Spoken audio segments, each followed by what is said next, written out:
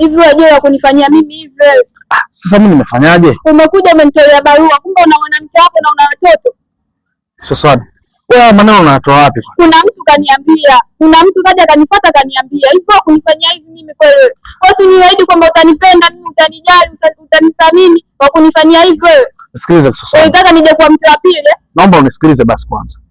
Hivi unajua kusikiliza maneno ya watu pasipo na mimi mwenyewe kuzungumza, utapata wapi hayo? Huo ukweli unaupata wapi? Sitaki kukuelewa kwa chochote. Yaani wewe sasa kunifanyia mimi hivi.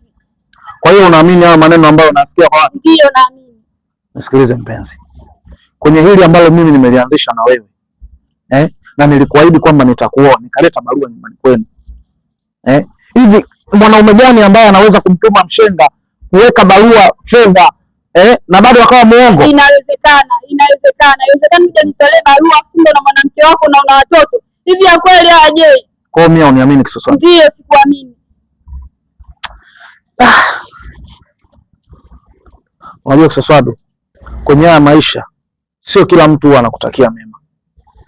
Kwa hiyo kuna wakati kuna watu wanakuletea maneno ili mradi tu wakutoe wewe.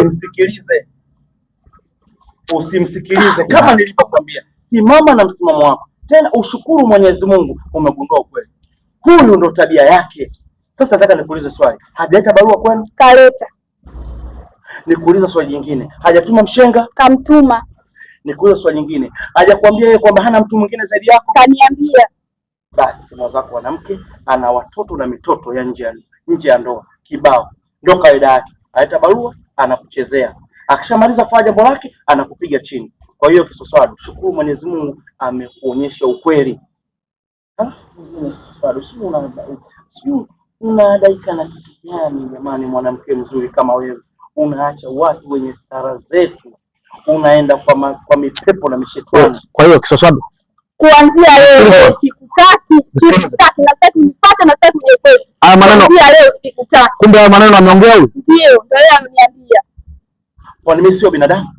Hivi yaka. Mimi Kisoswadu bado unataka kumwamini? Nenda nyumbani mama, utaharibiwa maisha yako. Yaka. Mchana ukweli yaka nini? Kwani ni uongo? Unataka kuharibu maisha ya mtoto wako Kisoswadu? Nenda nyumbani mama. Kama kuolewa, utaolewa. Na kuanzia leo usinipate na usinijue. Yaani we mwanzo na mwisho. Nimemaliza. Ila mwanangu, wewe kunapelekea mwanangu ni kubaya sana. Na hakikisha hata ndoa yenyewe hakuna. Ndio utani. Mimi nasi tumeamua kutaniana. Na makabila yetu yanahusu kutaniana. Yaani baba uone. Yaani pale na siki na la siki. Yaani mpaka ndoa inaisha. Na usiposhangaa naweza nikaoa.